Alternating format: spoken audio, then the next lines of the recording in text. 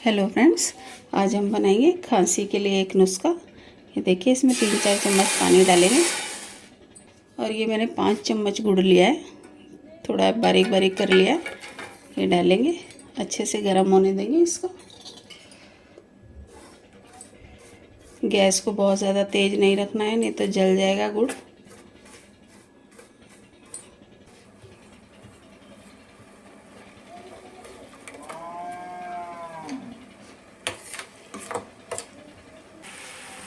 देखिए फ्रेंड्स, गुड़ हमारा पूरा मेल्ट हो चुका है। गैस करते हैं हम बंद, इसको रखते हैं इस पे और इसको हम छान लेते हैं ताकि इसमें कुछ भी होगा कचरा निकल जाएगा सब। ये पैन ले लिया है हमने, ये छना हुआ गुड़ डाल देंगे इसमें। ये 2 चम्मच ग्रेटर की हुई अदरक है। ये आधा चम्मच काला नमक है, आधा चम्मच नहीं 1/4 चम्मच है। 1/4 चम्मच ही काली मिर्च है और 1 चम्मच अजवाइन है। ये कैसी भी खांसी हो बहुत राहत देता है। बस ये 10 साल से ऊपर के बच्चों को ही देना है, छोटे बच्चों को नहीं देना है। और जो शुगर पेशेंट है उनको भी बहुत कम देना है। मतलब इसको थोड़ी देर पकने देते हैं अच्छे से।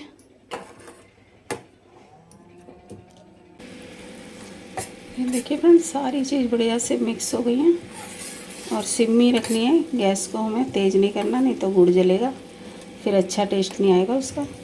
बिल्कुल गाढ़ा सा हो जाता है ये। और हमें बहुत कम लेना है। ये छोटा चम्मच, टीस्पून जो है आधा चम्मच खाना है बस।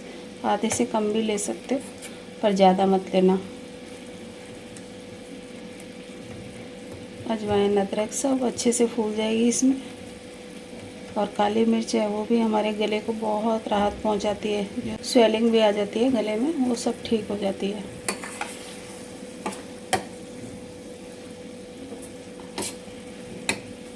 बस 3-4 मिनट और पकाएंगे इसे, तैयार हो जाएगा। बिल्कुल गाढ़ा सा हो जाता है ये बिल्कुल।